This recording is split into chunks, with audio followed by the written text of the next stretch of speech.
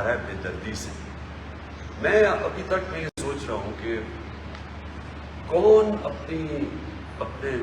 اپنی عوام کو، لوگوں کو، شہریوں کو، بچوں کو، عورتوں کو، بیٹیوں کو، کون سی پولیس اس طرح ملک دشمن کر کے اس طرح مارتی ہے. اور جیسے جیسے راستے میں ہمیں خبریں آتی گئیں، کیونکہ ہمیں بڑی دیر لگی، 20 گھنٹے لگے پہنچتے، خاص طور پر جب ہم پنڈی اور اسلام آباد میں جب گھسے تو جس طرح عوام نکلی اور ساری رات عوام کھڑی رہی سڑکوں کے اوپر، میں حیرت تھی کہ فیملیز کھڑی تھی، بچے تھے، بچے اٹھائے ہوئے تھے لوگوں نے. تو میں یہ جو پروپیگنڈا چل رہا ہے کہ ہم کوئی انتشار کرنے جا رہے تھے، میں بار بار یہ سوال پوچھتا ہوں کہ کیا کوئی اپنے بہنیں، بچوں کو، عورتوں کو لے کے جاتا ہے انتشار کرنے کے لیے؟ کیا لوگوں نے اپنی آنکھوں سے نہیں دیکھا کس طرح کے لوگ نکل رہے تھے؟ جب شیلنگ کی گئی ڈی چوک کے اندر، بار بار شیلنگ کی گئی، دیکھا نہیں؟ آپ تو سوشل میڈیا پہ تصویریں ہیں کہ کون لوگ تھے جن کے اوپر وہ شیلنگ کر رہے تھے، کون سے دہشت گرد تھے، یہ کس طرح کی، کون سی پولیس اپنے لوگوں کے اوپر اس طرح کرتی ہے. پھر جو لبرٹی چوک میں لوگ نکلے، وہ فیملیز نکلی ہوئی تھی لاہور میں، ان کے اوپر جو شیلنگ کی، جو کراچی میں کیا گیا، جس طرح کا تشدد کراچی میں کیا گیا، یعنی کون سی ملک کی پولیس سے اس طرح کا ظلم کرواتے ہیں. یہ ہیں یزید کے ماننے والے لوگ، یہ ہیں ان کے فالوورز یزید کے، رانا ثناء اللہ، شہباز شریف، حمزہ شریف. یہ وہ لوگ ہیں، شہباز شریف اور رانا ثناء اللہ. اگر اس ملک کا انصاف کا نظام ان کو سزائیں دیتا جب انہوں نے ماڈل ٹاؤن میں 14 لوگوں کو سب کے سامنے، ٹی وی کے سامنے گولیاں ماری اور کچھ 60 لوگوں کو گولیاں لگی تھی، 14 لوگ مارے گئے تھے، اگر تب سزا مل جاتی تو شاید اس ہٹ درمی سے یہ اس طرح کا ظلم نہ کرتے تو ساری قوم نے دیکھا. تو میں ایک اپنی پارٹی کے بڑے میرے لوگ مایوس اندر سے، ہمارے کارکن، کہ آپ نے کیوں نہیں وہاں بیٹھے. میں آپ کو یقین دلاتا ہوں کہ میں وہ آدمی ہوں جو کہ 126 دن دھرنے میں بیٹھا ہوں. میرے لیے اتنا دیر بیٹھنا، جتنی دیر یہ گھٹنے ٹیکتی ہے گورنمنٹ، میرے لیے کیا مشکل تھا. لیکن مجھے جب تک میں وہاں پہنچا، مجھے پوری طرح علم ہو گیا کہ اب حالات کس طرف جا رہے ہیں. اور میں یہ چاہتا ہوں میری قوم غور سے سنے.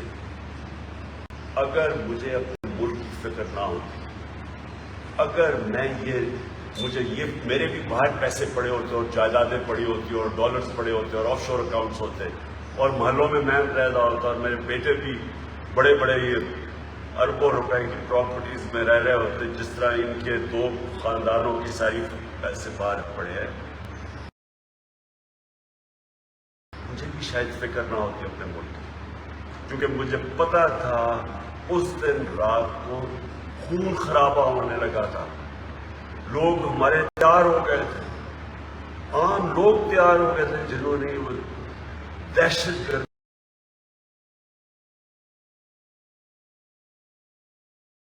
دیکھی جو پولیس کے ذریعے کروائی گئی، جو ظلم کیا گیا، سب لوگ تیار ہو گئے تھے لڑنے کے لیے. اس دن رات ہمارے لوگ کئی اتنے غصے میں تھے جو انہوں نے وہ تماشے دیکھے ہیں، جس طرح پولیس نے کہا کہ منسٹر ہے کوئی، کس نے، تو جو غصہ تھا اس وقت، میں اس دن شام کو بیٹھ جاتا. میں آپ کو سب کو گارنٹی کرتا ہوں کہ اس دن خون خرابہ ہونا تھا. ہماری پولیس کے خلاف نفرتیں بڑھ چکی تھی، مزید اور بڑھنی تھی. لیکن پولیس بھی اپنی ہے، پولیس کے عام لوگ، پولیس والوں کا قصور نہیں ہے.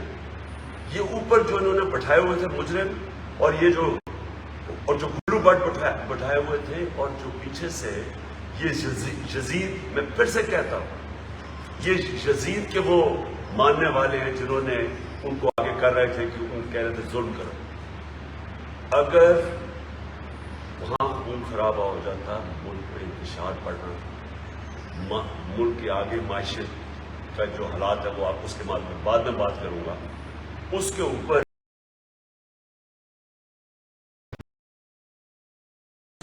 یہ نہ سمجھے کہ کوئی ہماری یہ کمزوری تھی، اور یہ بھی کوئی نہ سمجھے کوئی ڈیل ہوئی. یہ بھی جی میں باتیں سن رہا ہوں کیونکہ کوئی اسٹیبلشمنٹ سے ڈیل ہوئی ہے. میری کوئی کسی سے ڈیل نہیں ہوئی. میں نے صرف تب یہ سوچا کہ میرے ملک کو نقصان ہو، نفرتیں بڑھیں گی، اداروں کے بیچ میں اور عوام اور اداروں کے بیچ میں فاصلے بڑھیں گے. یہ ہمارے ملک کی کمی، ملک کو نقصان ہے، دشمنوں کا فائدہ ہے. یہ صرف ایک چیز تھی جس نے مجھے روکا وہاں بیٹھنے سے. اور میں یہ واضح کر دوں کہ اگر کسی کا خیال ہے، یہ ان کو خوش فہمی ہے کہ ہم اب آرام سے کوئی ان سے نیگوشیٹ کریں گے اور اس کو تسلیم کر لیں گے، اس امپورٹڈ حکومت کو تسلیم کر لیں گے، کسی کوئی غلط فہمی میں نہ رہے. میں نے یہ فیصلہ کیا ہوا ہے کہ میں اس کو جہاد سمجھتا ہوں. میں جب تک زندہ ہوں میں اس کے سامنے کھڑا ہوں گا. مجھے کسی چیز کی نہ کوئی فکر ہے نہ پرواہ ہے ذاتی طور پہ، صرف اپنے ملک کی فکر ہے. لہذا میں آج یہ واضح کر دوں کہ ہم 6 دن دے رہے ہیں. اس کے اندر اگر انہوں نے نہ اناؤنس کیا، انہوں نے نہ واضح طور پہ اناؤنس کیا کہ کب یہ ڈیٹ اناؤنس کریں گے الیکشن کی، انہوں نے واضح طور پہ یہ نہ بتایا کہ اسمبلی ڈیزالو کر کے ڈیٹ کب اناؤنس کریں گے، یہ میں اب پھر سے نکلوں گا. اور میں آپ کو واضح کر دوں کہ اب ہم نکلیں گے تیاری کر. ہماری کسی کی تیاری نہیں تھی. جس طرح کے پولیس کا ہمارے اوپر حملہ ہوا، کوئی بھی تیار نہیں تھا اس کے لیے. ہم سارے جب خاص طور پہ جب سپریم کورٹ کا ایک آرڈر چلا، جب ہم نے تو سوشل میڈیا کے اوپر ہی دیکھا، ہم سب کو یہ لگ گیا کہ اب راستے کھل جائیں گے اور اب کوئی مسئلہ پولیس کا نہیں ہوگا. لہٰذا کوئی تیاری نہیں تھی.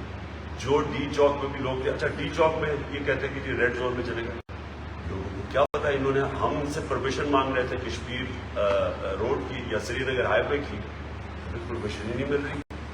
تو ہم نے کیا لوگوں کو بتاتے ہیں، ایک ہی چیز سارے دھرنے میں لوگ جانتے تھے، وہ ڈی چوک تھا. اس لیے ہم نے ڈی چوک کا ایک پوائنٹ تو بتانا تھا. اس کے بعد کمیونیکیشن، اتنے ڈرے ہوئے تھے، اتنے بزدل کرپٹ لوگ ہمیشہ بزدل ہوتے ہیں. سارا میڈیا چینل کے اوپر کبھی وہ ARY کو کبھی کرے کیونکہ ادھر سے لوگ انفارمیشن لے رہے تھے، باقی چینلز پہ پریشر ڈالا ہوا تھا. انٹرنیٹ سلو ڈاؤن کر دیا، کسی کو پتہ ہی نہیں چل رہا تھا کیا ہوگا. کنفیوژن مچی ہوئی. آنے میں ہمیں دیر ہوگی کیونکہ آنے میں ایک تو دیر ہوئی کہ جب اسلام آباد میں کچھ سارا راستے میں پبلک نکلی ہوئی تھی، ادھر دیر ہوئی. لیکن راستے میں جو رکاوٹیں تھیں سارا وقت برہان کے اوپر جو انہوں نے 3 جگہ پہ رکاوٹیں ڈالی، وہ ساری رکاوٹیں پار کرتے آئے کیونکہ ہم سمجھے اب رکاوٹیں ہٹا دی جائیں گی، وہ نہیں ہٹائی گئی. تو وہ کارکنوں نے ہٹائی. اور میں پھر سے اپنے کارکنوں کو آج پاکستان کی طرف سے آپ کو خراج تحسین پیش کرتا ہوں. آپ اس ملک کے ہیروز ہیں. آپ کسی ذاتی یاد کے لیے نہیں نکلے تھے، آپ اپنے ملک کے لیے نکلے تھے، اس ملک کی حقیقی آزادی کے لیے نکلے تھے. اور جو جذبہ جنون میں نے آپ سب کا سارے راستہ دیکھتا ہوں، 20 گھنٹہ میں نے آپ کو دیکھا. میں آپ کو سلام کرتا ہوں اس قوم کی طرف سے. اور جب ہم وہاں پہنچے اور جو پھر وہاں ڈی چوک میں ہمیں خبریں آتی رہی، وہاں تو وہاں اسلام آباد کے شہری نکلا تھے، وہ تو سارے فیملیز باہر نکلی ہوئی. ان کے اوپر انہوں نے پوری طرح تشدد کیا، جس طرح کی شیلنگ کی گئی. اور اس شیلنگ سے جتنے لوگ انجر ہوئے، جتنے زخمی ہوئے، جو ہسپتالوں میں گئے، جو شدید شیلنگ، اور اس طرح کی شیلنگ اور اتنی دیر تک کون ایسے کرتا. اور پھر لوگوں کو دیکھے، لوگوں کا رد عمل، وہ پھر واپس آتے گئے.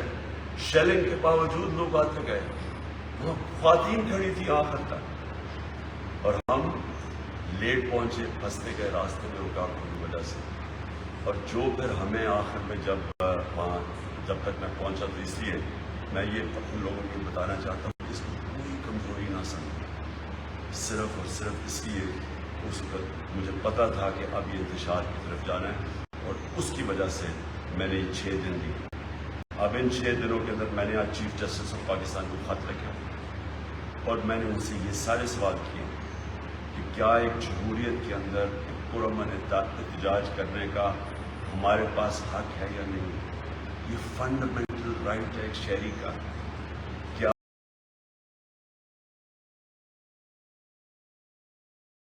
خلاف اور یہ جو حرکتیں کر رہے ہیں، جو اب اسمبلی میں یہ کروا رہے ہیں، یہ بالکل غیر آئینی چیز ہے کہ آپ پاکستانی اس کا حق لے دیں صرف اس لیے کہ آپ ڈر لگا ہوا الیکشن۔ یہ سارے جو اب حربے استعمال کریں گے، میں اپنی عدلیہ سے پوچھتا ہوں کہ کیا آپ سمجھتے ہیں کہ ہم اب یہ کر کے بھیڑ بکریوں کی طرح یہ سب ماننے کی چیزیں؟ اور اگر ہم یہ آپ سمجھتے ہیں تو آپ یہ تو ملک کو خود ہی ہم دھکیل رہے ہیں ایک بغاوت کی طرف۔ کیونکہ اس کا اگلا اسٹیپ کیا؟ اگر آپ کسی کو پرامن احتجاج نہیں کرنے دیں گے تو ان کے پاس پھر کتنے راستے رہ جائیں گے؟ اس لیے میں نے چیف جسٹس صاحب ان کو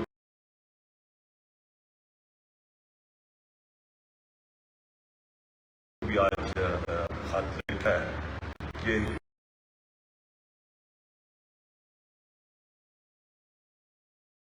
کلیئر کرے پوزیشن، کیونکہ ہم نے انہوں نے اگر 6 دن کی بات نہ کیا میں پھر کال دوں گا قوم، اور میں آپ کو یقین دلاتا ہوں کہ جو 6 دنوں تک ہمیں پتہ چل جائے گا کہ ہمیں کیا ہمارا پاکستان کا سپریم کورٹ ہمارے فنڈامنٹل رائٹ کو پروٹیکٹ کرتا ہے یا نہیں۔ میں تو حیرت یہ ہے کہ جس طرح وہ سوشل میڈیا پہ چل رہا ہے، وہ وکیل ایک بس کے اندر ہے، اس میں عورتیں بھی ہیں، ان کا نظام اس چیز کو اجازت دیتا ہے۔ اور یہ لوگ ساری قوم کو پتہ چل جانا چاہیے کہ حق کے اوپر کون کھڑا ہے، کون اس ملک پر ظلم کر رہا ہے، کون اس ملک کے اندر ایک ملک کی حقیقی آزادی کے لیے کھڑا ہے، اور کون اس ملک کے لیے کرپٹ نظام کو بچانے کے لیے ہر سطح پہ جانے کے لیے تیار ہے، اداروں کو آپس میں لڑانے کے لیے، عوام کو اداروں کے خلاف کرنے کے لیے تیار ہے، نفرتیں پھیلانے کے ایک پولیس کے خلاف جو لوگ تیار ہیں۔ دوسری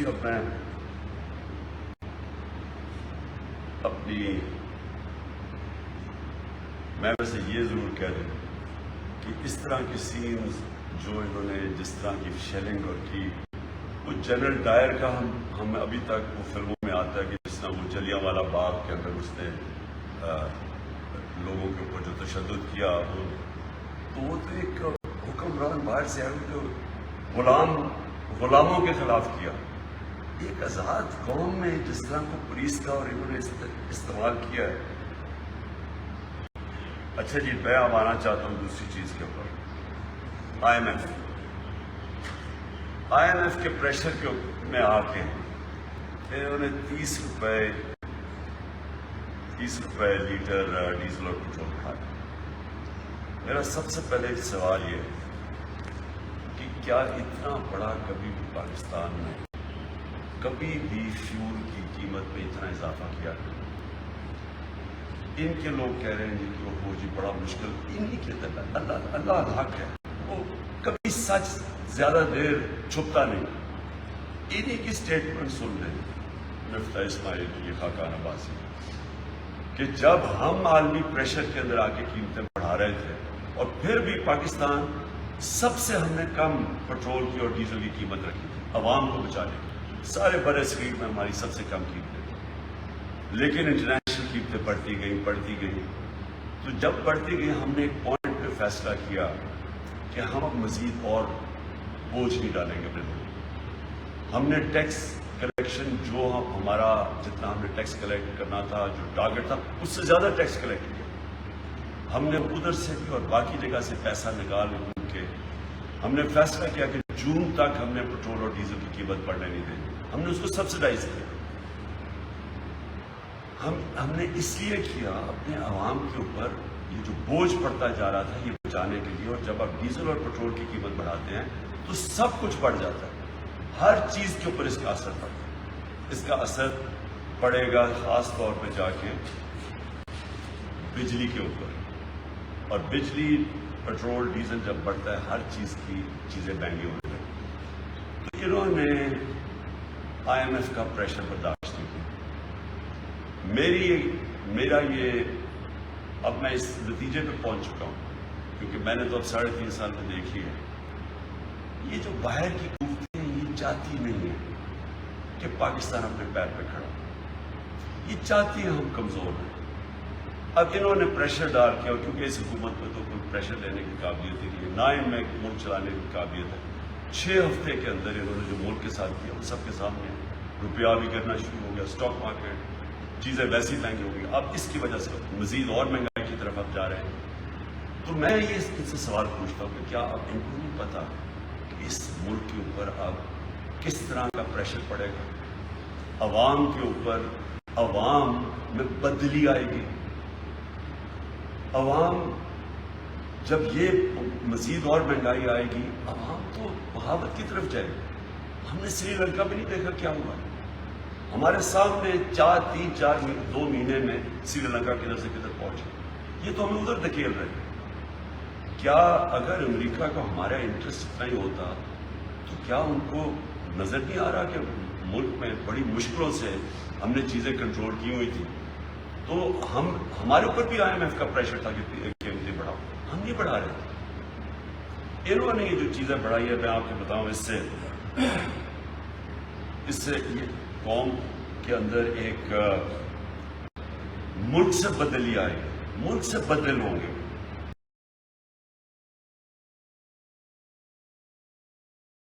اور میں تو سمجھتا ہوں کہ یہاں میں ادھر دھکیل رہے ہیں جدھر سری لنکا جدھر پہنچ چکا ہے.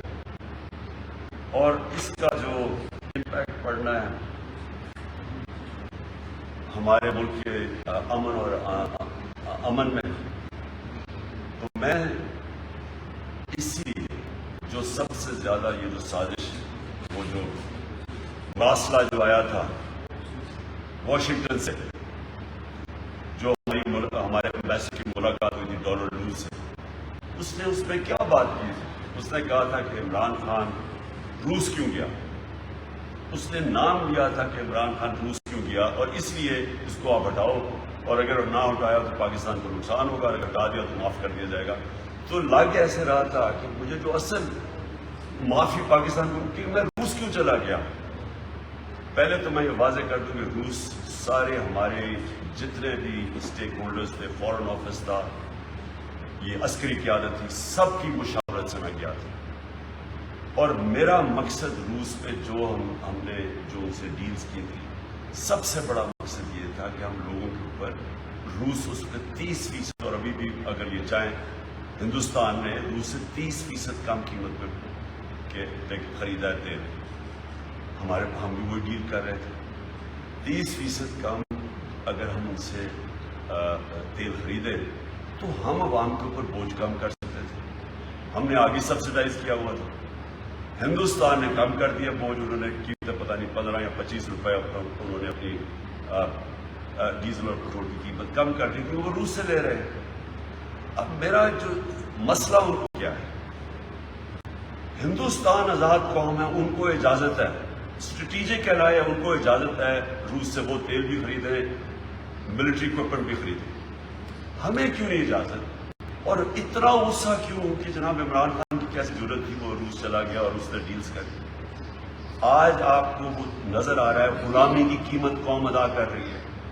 یہ ہے غلامی کی قیمت کہ ان میں اتنی ضرورت نہیں تھی کہ کہیں کہ ہمارا کم از کم 5 کروڑ لوگ غربت کی لکیر سے نیچے، 5 کروڑ لوگ مزید صرف تھوڑا سا اوپر ہے غربت کی لکیر سے، اور اگر ایک جھٹکا پڑتا ہے مہنگائی ہوتی ہے وہ نیچے چلے جاتے ہیں. کیا یہ نہیں بتا سکتے تھے؟ کیا یہ اپنے ملک کے لیے نہیں بول سکتے تھے کہ یہ جو آپ کرنے جا رہے ہیں اس سے ہمارے ملک میں غربت بڑھے گی؟ ہمیں بھی ہندوستان کی طرح اجازت دیں، کیونکہ ان کو تو اجازت مانگنی پڑنی تھی. تو ہندوستان کو اگر وہ ان کو پتہ ہے کہ ان کی آزاد فارن پالیسی ہے، ان کو پتہ ہے کہ ہندوستان ان کی بات نہیں مانتی. ہندوستان نے واضح طور پہ کہا ہے کہ ہمارے ملک میں غربت ہے اور ہم اپنے لوگوں پہ بوجھ کم کرنا چاہتے ہیں. ہم کیوں نہیں کہہ سکتے؟ اور یہ پھر سے میری جنگ اس امپورٹڈ حکومت سے یہ ہے کہ میں غلامی نہیں قبول کرتا. میں یہ 22 کروڑ لوگ ہم ان چوروں کے غلام نہیں بن سکتے جو کہ مزید امریکہ کی غلامی کرے اور ہر بات مانے.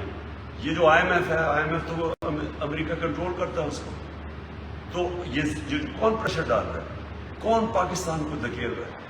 یہ جو کہتے ہیں لائف سپورٹ مشین پہ، کون پاکستان، کس نے پاکستان کو لائف سپورٹ مشین پہ رکھا ہوا؟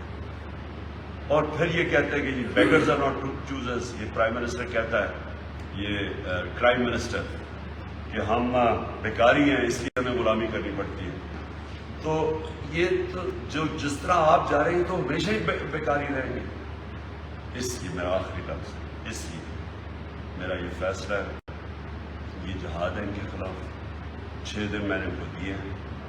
6 دن کے بعد انشاءاللہ میں اپنی قوم کو نکالوں گا، اور اس بار ہی جب نکالوں گا تیاری کر کے نکالوں گا ہر قسم کی. مجھے امید اپنی سپریم کورٹ سے، سپریم کورٹ کا اس پر بہت بڑا رول ہے. میں اپنی وکلا کمیونٹی کو آج کہہ رہا ہوں، جس طرح انہوں نے وکلا کو مارا ہے بری طرح لاہور کے اندر، آپ کے سامنے وہاں پاکستان بار کونسل کا ممبر بیٹھا تھا، اس کو جو انہوں نے نکال کے جو مارا ہے، اور ایف آئی آر جو انہوں نے کی ہے. یہ وقت ہے، میں آج اپنی ساری قوم کو اپیل کر رہا ہوں. میرا فیصلہ ہے، میں نے ان کو قبول نہیں کرنا. میں نے ان کے خلاف جہاد لڑ لی. میں آپ سب کو کہتا ہوں کہ 6 دن میں نے دیے ہیں، ساری قوم تیاری کریں اپنی حقیقی آزادی کے لیے. اور اس باری جب ہم نکلیں گے، ہم تیاری کر کے نکلیں گے. ہم سپریم کورٹ سے پروٹیکشن چاہتے ہیں جو ہمارا حق ہے، لیکن اگر انہوں نے اس باری وہ حرکتیں کی جو اس باری کی ہیں، پھر یہ ذمہ دار ہوں گے جس طرف یہ ملک جائے. شاہ صاحب، آپ نے فرمایا، بار بار فرمایا، 4-5 مرتبہ فرمایا، میرا نام فدادی ہے، 4-5 مرتبہ آپ نے فرمایا کہ ہم پوری تیاری کے ساتھ جائیں. ایک تو تاثر جو باہر پھیلا ہوا ہے، وہ شاید آپ کو بھی پتا ہے کہ غالباً تاثر کے حوالے سے بات کر رہے ہیں کہ آپ کی کوئی ڈیل ہوئی ہے اسٹیبلشمنٹ کے ساتھ. وہاں پر اٹک کے پاس یا سوابی کے پاس کوئی خاکی رنگ کا ہیلیکاپٹر رکا تھا وغیرہ وغیرہ، جو بھی ہے. آپ نے سپریم کورٹ کو سچ لکھنے کے حوالے سے بات کی ہے، یہ ہو گئی قانونی جنگ.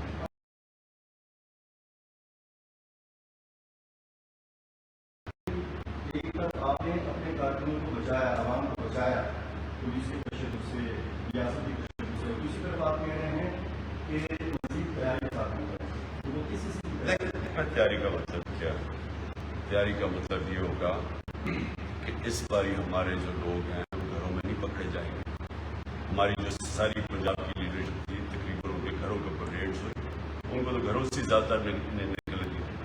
پتہ نہیں کتنے 100 کارکنوں کو انہوں نے جیلوں میں ڈال دیا.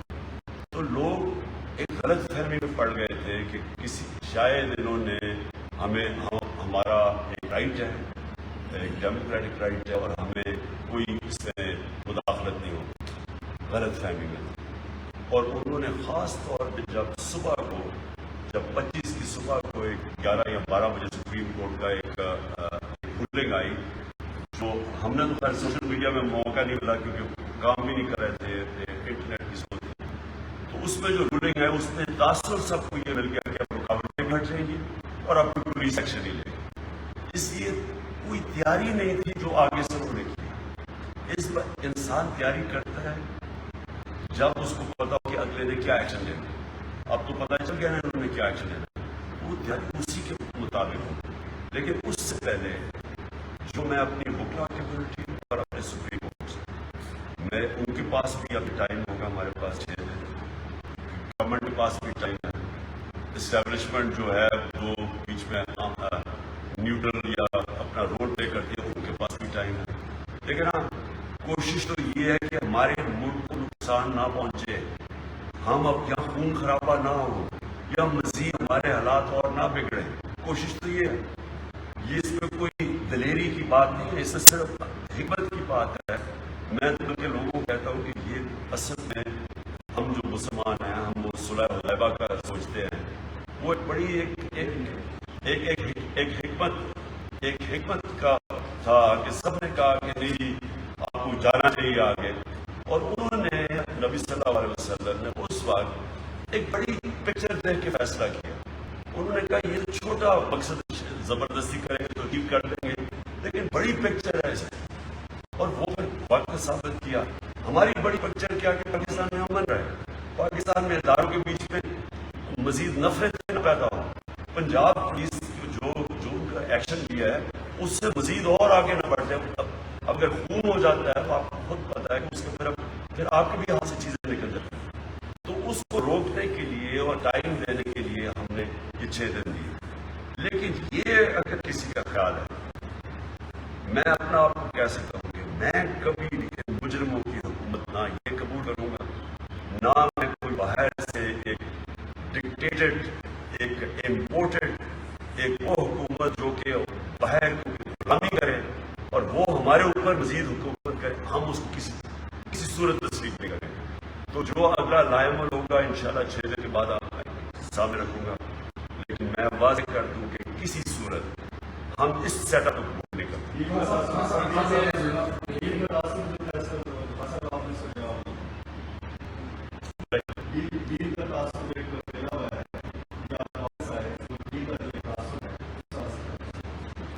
میں آپ کو پھر سے کہوں کہ ہم نے سارا وقت اپنے مذاکرات کھلے رکھے، کھلے بھی رہنے چاہیے. ہم چاہتے کیا، ہم کو یہاں لڑائی تو نہیں کرنے ہیں نا. ہم تو بیسک آبجیکٹو کیا ہے، آبجیکٹو ہے الیکشن، آبجیکٹو ہے الیکشن اور جون میں الیکشن، ریزولوشن ہے اسمبلی الیکشن.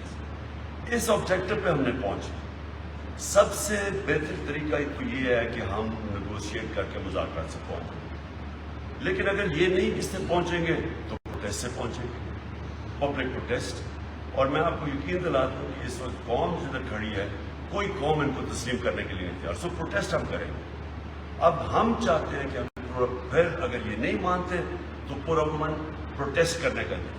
اگر یہ پرامن پروٹیسٹ بھی نہیں کرنے دیں گے، یعنی اگر یہ سارے سمجھتے ہیں کہ ہم بھیڑ بکریوں کی طرح یہ ظلم سہ لیں گے، یہ نہیں ہونے لگا.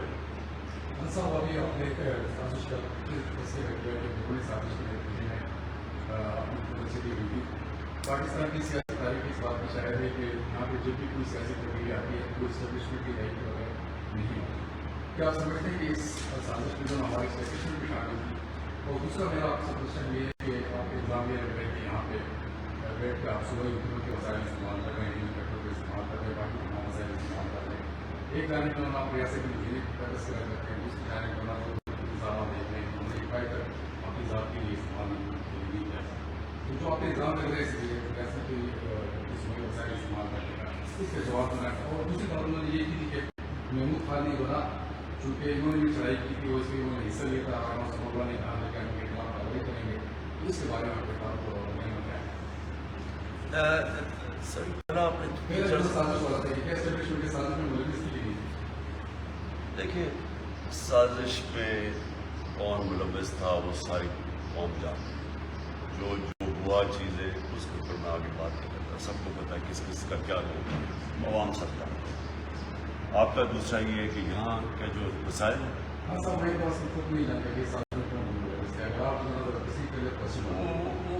وقت پہ سب کو پتہ چل جائے گا کون ہے، کون سامنے آ جائے گا. لیکن دیکھیں میں یہ کہتا ہوں کہ جو ہم نے دیکھا ہے، یہ جو یزید کے فالوورز نے جو کل کیا ہے، میں تو ساری بیوروکریسی کو بھی کہتا ہوں، سارے اداروں کو بھی کہتا ہوں، جنہوں نے اس کے اندر شرکت کی ہے ان سب کو جواب دینا پڑے گا. اس قوم کو بھی، اوپر اپنے والے کو بھی، اللہ کو بھی. کیونکہ میں نے جو دیکھا حالات وہاں، کس طرح یہ لبرٹی چوک اور ڈی چوک میں خاص طور پہ میں بات کر رہا ہوں. اب فیملیز دیکھ رہے ہیں کھڑے، وہ کس طرح کے حیوان تھے جنہوں نے فیملیز کے اندر ڈائریکٹلی اس طرح انہوں نے ٹیئر گیسنگ کی. اور پتہ ہے کہ بچے دیکھ رہے ہیں. تو ان ساروں کو ان سے جواب تو یہ قوم لے گی. اب آ جائیں جی، آپ بات کر رہے ہیں کہ یہاں دیکھیے آپ کوئی سیاسی مقاصد نہیں ہوتا، یہ ملک کے لیے ہم سب کر رہے ہیں. اور آپ بالکل اس کی فکر نہ کریں کہ ہم کبھی بھی نام، میں جو آدمی اپنے گھر میں رہتا ہے اور ایک کیمپ آفس نہیں ڈکلیئر کرتا، 2 گھر ہیں، دونوں کیمپ آفس نہیں، اور 1 ارب 8 کروڑ روپیہ اپنے آفیسز کا کم کر پاتا ہے، وہ کبھی بھی گورنمنٹ کے وسائل کے اوپر نہیں چلتا، اس کو اور کچھ ہی خوف خدا ہے.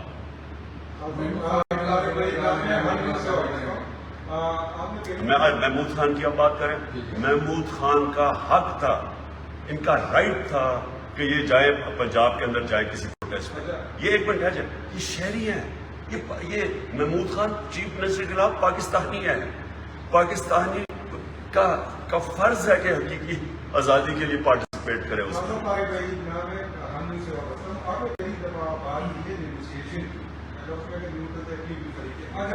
اس معاملے پر آپ نے جو اگر گورنمنٹ آپ سے نہیں کرتی ہے، آپ بیٹھیں گے ان کے ساتھ بات کی ہم گورنمنٹ کے ساتھ بالکل بیٹھ سکتے ہیں، لیکن یہ آپ کو بتا دیں کہ نیگوسیشنز میں یہ ہوگا کہ الیکشنز آپ کو اناؤنس کرنے پڑیں گے جون کے مہینے میں. الیکشنز اناؤنس کرنے کے لیے آپ تیار ہیں؟ باقی ساری نیگوسیشنز کے اوپر ہم بیٹھنے کے لیے تیار ہیں. مجھے صرف یہ انہوں نے جو قانون چینج کیا اوورسیز پاکستانی کو ووٹ نہ دینے کا، یہ ہم سپریم کورٹ میں بھی جائیں گے. یہ پاکستانیوں کے فنڈامنٹل رائٹس کے خلاف ہے.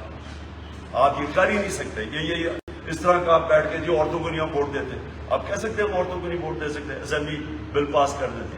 یہ بالکل غلط ہے، ان کا فنڈامنٹل رائٹ ہے.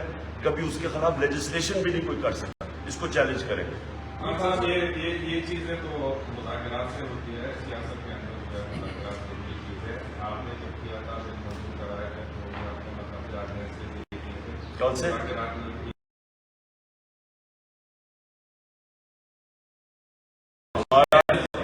ہمارا جو بل تھا وہ جوائنٹ سیشن آف پارلیمنٹ کے اندر پاس کیا گیا تھا. تو اس میں بھی اپوزیشن نے مطلب شرکت نہیں کی تھی اور ان کا یہ تھا کہ سولو آپ نے پاس کیا تھا، تو اس کے لیے بیٹھنا ضروری ہے اور بیٹھنے کے لیے آپ تیار نہیں ہوتے. ہم نے 1 سال پہلے ساری اپوزیشن کو بار بار دعوت دی. ان کو ہم نے 2 چیزوں کی، ای وی ایم مشینز کے اوپر اور ہم نے اوورسیز پاکستانی ووٹنگ. 1 سال سے ہم نے سب کچھ آن ریکارڈ ہے، بار بار اپوزیشن کو دعوت دی کہ ہمارے ساتھ بیٹھے. دونوں کیوں؟ ایک تو اوورسیز پاکستانی کا رائٹ ہے. یہ ملک چلے ہی نہ اگر وہ پیسے نہ بھیجے. سارا ملک چل رہا ہے، اگر وہ 31 ارب ڈالر نہ آتا اور آئی ایم ایف اور ساری امداد ایک طرف کر لیں تو وہ 5% بھی نہیں بنتی جو اوورسیز پاکستانی پیسہ بھیجا. ان کو اگر آپ رائٹ ہی نہیں دے رہے الیکشن کا، اس سے بڑا یعنی یہ چھوڑیں کہ ان کے اوپر کتنا ظلم ہے. یہ سب سمجھے کہ آپ کیسے ڈپرائیو کر سکتے ہیں کسی سیکشن کو رائٹ آف ووٹ. تو یہ ہم نے بار بار ان کو کمیٹیز پہ دعوت دی. ہم 1 سال میں سب کچھ ریکارڈ کے اوپر. اس کے بعد آخر میں ہم نے یہ جوائنٹ سیشن بنا کے یہ پاس کیے تھے دونوں کی. اور ای وی ایم مشین کیوں تھی؟ 2015 کے اندر جوڈیشل کمیشن بیٹھے، سپریم کورٹ میں اس میں چیف جسٹس کے نیچے بیٹھے. اس نے فائنڈنگز دی، اس میں 40 فائنڈنگز تھیں اور وہ سارا ایک ہی چیز شو کرتی تھی کہ جتنی بھی دھاندلی ہوتی تھی وہ جب پولنگ ختم ہوتی تھی اور رزلٹ اناؤنس ہونے کے بیچ میں ہوتی. سارا جو فارم 15 14 جو سارا وہ بیگز کھلے ہوتے تھے، جو ڈبل سٹیمپنگ ہوتی تھی، جو ریجیکٹڈ ووٹس تھی، وہ سارا ہوتا تھا اس پیریڈ کے بیچ میں. تو جو ای وی ایم مشین ہے وہ سب کچھ ختم کر دیتی ہے. جیسے الیکشن ختم ہوتا ہے بٹن دبا رزلٹ آ جاتا ہے، تو وہ سارا ایشو ختم ہو جاتا ہے.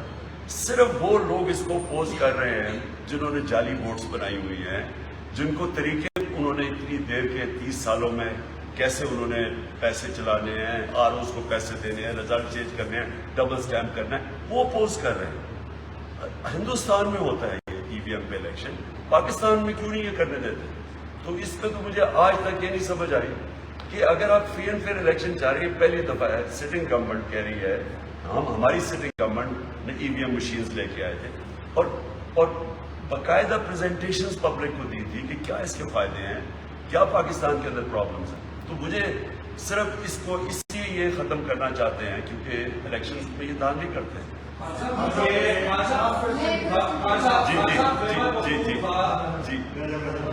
جی بات سر میں صرف یہ آپ سے 2 چھوٹی چیزیں پوچھنا چاہ رہی ہوں. ایک تو یہ کہ مثال کے طور پر الیکشن وہ آپ کی بات مان لیتے ہیں اور آپ کی خواہش کے مطابق الیکشن اناؤنس کر دیتے ہیں اور الیکشن ہو بھی جاتے ہیں، لیکن ان کے نتائج ویسے نہیں آتے جیسے کہ آپ ایکسپیکٹ کر رہے ہیں، تو پھر آپ کا فیصلہ کیا ہوگا؟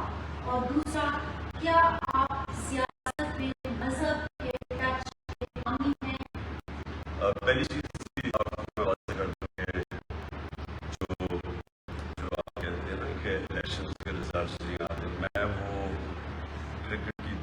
साला तारीख का वो कैप्टन हूँ जिसने न्यूट्रल अंपायर लेके आया था। और पहली दफ़ा ये आपको नहीं पता होगा कि क्रिकेट में न्यूट्रल अंपायर तब आए, नहीं तो अपने अपने अंपायर होते थे। तो हम पहली दफ़ा लेके पाकिस्तान वो बोल के जो मेरी हमने 86 के अंदर न्यूट्रल अंपायर लेके, अब सारी दुनिया में न्यूट्रल अंपायर। मेरी पूरी कोशिश थी कि जब मैं इक़्तिदार में आऊँ, हर इलेक्शन हमारा मुतनाज़ा होता है, मेरा पूरी कोशिश ये थी कि हम वो गवर्नमेंट बने जो पहली दफ़ा इलेक्शन इस तरह करवाए कि जो हारने वाला है वो मान जाए। जिस तरह आज क्रिकेट में हमारे ज़माने में नहीं मानते थे, आपकी वो कहते हैं जी अंपायरों ने हरा दिया दूसरे, आज कोई सारे मान जाते हैं हार जीत क्रिकेट। उसी तरह अगर हमने ये जो रिफॉर्म्स लेके आए थे, सब मान जाएंगे कौन जीतता है कौन हारता है। तो आपने ये बात की ना कि जी आप रिजल्ट मानेंगे नहीं, अगर आप इलेक्शन ठीक करवा देंगे तो रिजल्ट सब मान जाएंगे। दूसरी आपके मज़हब की बात है, देखिए मैं अगर मेरे में ये ईमान ना होता कि इस मुल्क ये बचता ही तब है, इस मुल्क को जिस नज़रिए के तहत ये मुल्क बना था इस्लामी फलाई रियासत, अगर मेरा ये ईमान ना होता तो मैं पॉलिटिक्स में ना आता। मुझे पॉलिटिक्स में क्या ज़ात में, अभी तक मैंने क्या ज़ात में बनाया पॉलिटिक्स में? मैं तो एक नज़रिए के तहत आया और मैं उसी नज़रिए के ऊपर खड़ा हूँ। अब से नहीं 26 साल से, 26 साल पहले आप देख लें कि मैं क्या आया था पॉलिटिक्स में, आज देखिए। और मैं इसलिए आपको कहता हूँ कि मुल्क बचेगा इतना जब ये वो फंडामेंटल प्रिंसिपल्स के ऊपर जाए जिसमें मदीना की रियासत खड़ी हुई, जिसमें मैं वाज़ेह कर दूँ रूल ऑफ लॉ, कानून की हुक्मरानी, फलाई रियासत, मेरिटोक्रेसी और एजुकेशन इमरजेंसी जो हुआ था, ये बेसिस थे उसके ऊपर। इसी के ऊपर ये मुल्क इंशाल्लाह अजीम मुल्क बने। साहब, आप क्रिकेट में जानवर अंपायर रहे हैं, इसमें तो हम आपको पूरी क्रेडिट देते हैं। पख्तूनख्वा में एक महमूद खान की खैर हो, बाकी खैर की खैर। आप जरा यहाँ पर मौजूद है, पहले भी आए, अब दोबारा मौजूद हैं, तो मेहरबानी करें अपने वजीरों की परफॉर्मेंस को एनालिस करें। दीगर डिपार्टमेंट को छोड़ दें, एक मीडिया का सेक्टर इनसे नहीं संभाला जा रहा। जो आपकी प्रेस कॉन्फ्रेंस की दावतनामे आते हैं वो भी रिडिकुलस तरीके से आते हैं। जो थोड़ा बहुत है मीडिया का वो भी महमूद खान साहब ने संभाला हुआ है। तो एक तो मेहरबानी करें कि आप इस तरफ तवज्जो दें।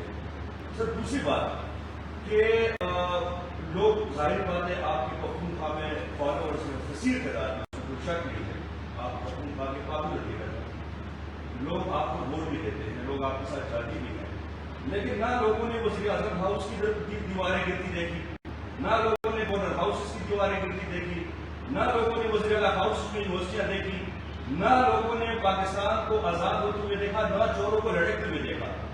अब आप अगर दोबारा लोगों को इंगेज करके इस्लामाबाद पे चढ़ाई करने के लिए जाएंगे तो कौन सा न्याय आ रहा है? और एक बात खान साहब, आपकी टीमों ने यूट्यूबर्स और कीबोर्ड वॉरियर से पाकिस्तान पता करने की कोशिश की माजी में। पख्तूनख्वा के साथियों को आप लोग भुला चुके थे 3.5 साल वज़ीर-ए-आज़म के दौर में। अब यूट्यूबर से और कीबोर्ड वॉरियर से तो अमेरिका, यूरोप और नेटो के ममालिक अफगानिस्तान फतह नहीं कर सके, आप इस्लामाबाद क्या फतह करेंगे? और सर, गली गली कूचे कूचे में लोग आर्मी जनरल्स को गालियां दे रहे हैं। अब ये तबीयत किसने दी? ट्विटर पे ये कौन लोग हैं? ये पीटीआई के लोग हैं। आप अपने वर्कर को पाकिस्तान के इदारों में, खुसूस आर्मी और जो अदलिया है, उसके हवाले से क्या पैगाम देंगे कि जो आर्मी जनरल के हवाले से ये पैगाम आपने कहा था कान में पैगाम पहुंचाते, तो मेरे ख्याल से हर कान तक पहुंच चुका है, गालियां पड़ रही हैं। तो आप अपने अब आवाम तवक्को कर रहे हैं कि आप अपने वर्कर की थोड़ी सी तरबियत कर रहे हैं। आप वही बिल्कुल आप अपनी तहरीक चलाएं, इन चोरों के खिलाफ चलाएं, पाकिस्तान को फतह करें, फतह करके दोबारा आप आवाम की खिदमत करें। लेकिन ये जो नफरत की सियासत है, ये गलत की सियासत है, इस हवाले से आज अपने वर्कर को कुछ पैगाम देंगे?